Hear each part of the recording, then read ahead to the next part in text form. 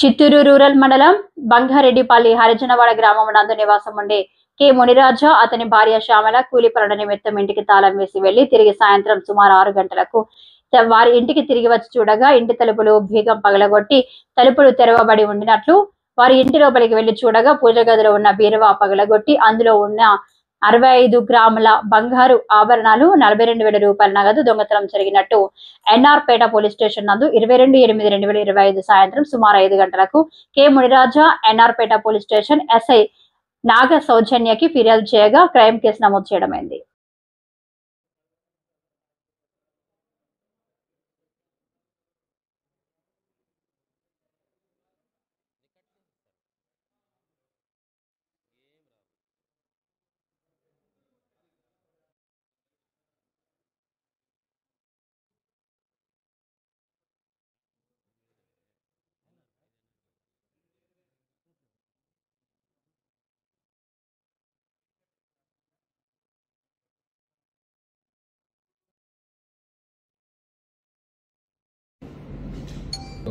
మరి ఒక కేసు,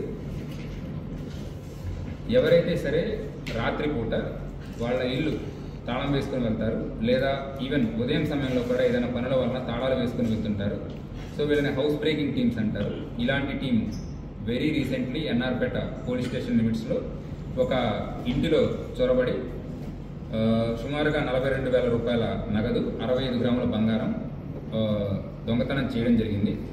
ఈ పర్టికులర్ కేసు ఈ నెల 21వ తారీఖు రిజిస్టర్ కాబడి చిత్తూరు రూరల్ మండలంలో అంటే ఎన్ఆర్పేట పోలీస్ స్టేషన్ లిమిట్స్లో నమోదు కాబడింది.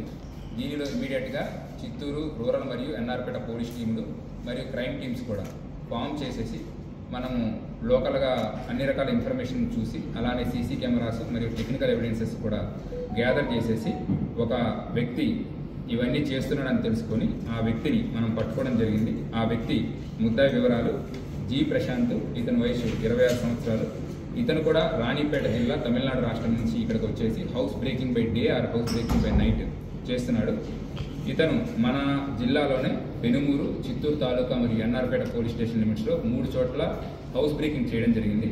ఇతన్ని మనం అరెస్ట్ చేసిన తర్వాత అతని కన్ఫెషన్ మేరకు 10,35,000 విలువ చేసే సుమారుగా 109 గ్రాముల బంగారం అలానే 42,000 రూపాయలకు సంబంధించిన నగదు కూడా సుమారుగా 10.77 lakhs సంబంధించిన ప్రాపర్టీ కూడా రికవరీ చేయడం జరిగింది. ఇతను కూడా ఇంటర్ స్టేట్ బోర్డర్లోనే ఎక్కువగా ఇతను రాణిపేట నుంచి వచ్చాడు. తమిళనాడులోను మరియు చిత్తూరులోను వేరు ప్లేసెస్లో ఇతను హౌస్ బ్రేకింగ్ చేయడం జరిగింది. సో ముందుగా ప్రజలని మేము కోరుకునేది ఒకటే, ఎవరైనా సరే మీరు హౌసెస్ లాక్ చేసి వెళ్తున్నట్లయితే చుట్టుపక్కల వాళ్ళకి ఇన్ఫర్మేషన్ ఇవ్వండి. అలానే పోలీస్ స్టేషన్లో కూడా మీరు ఎక్కడ లాక్ చేసి వెళ్తున్నారు, ఏ టైం నుంచి ఏ టైంకి వెళ్తున్నారో సరే ఇన్ఫర్మేషన్ ఇవ్వచ్చు. అలానే మన జిల్లాకు సంబంధించిన LHMS locked house monitoring system అనేది వర్క్ చేస్తుంది. మీరు కనుక వెళ్ళే పరిస్థితుల్లో ఉంటే మా దగ్గర ఉన్న కెమెరాలు కూడా అక్కడ పెడతాము. సో ఎవరైనా సరే వాటిని హౌస్ బ్రేకింగ్ కనుక చేసినా మన కంట్రోల్ రూమ్లో అలర్ట్స్ వస్తాయి. అలానే దొంగల్ని ఇమీడియట్గా పట్టుకోవడానికి అవకాశం ఎక్కువ అవుతుంది. లేదు ఈ LHMS ఇవన్నీ పెట్టుకోవడానికి మీకు కుదరకపోయినా మీకు పర్మనెంట్ సొల్యూషన్, మనము ఎన్నో రకాల కెమెరాల గురించి ఎన్నో రకాల CCTV కెమెరాల గురించి ఇప్పటిదాకా అవేర్నెస్ కలిగించాము. అలానే స్మార్ట్ లాక్స్ మన జిల్లాలో ఇప్పటికి 17,000 పైన స్మార్ట్ లాక్స్ వాడుతున్నారు. ఎవరైనా సరే వచ్చి వాటిని పట్టుకున్నా ఇమీడియట్గా అలారం అనేది వస్తుంది. ఇమీడియట్గా చుట్టుపక్కల వాళ్ళు అలర్ట్ అవుతారు. దీనివలన ఎవరైతే సరే ఆఫెన్స్ చేస్తున్నారో వాళ్ళు పారిపోయే అవకాశాలు ఎక్కువ ఉంటాయి. మీ సొమ్ము అనేది ఎక్కువ భద్రంగా ఉంటుంది. దానికోసమే మీరు స్మార్ట్ లాక్స్ వాడడం కానీ CCTV కెమెరాలు కానీ పెట్టుకోండి. లేదన్నట్లయితే మన జిల్లాకు సంబంధించిన LHMS వాడండి.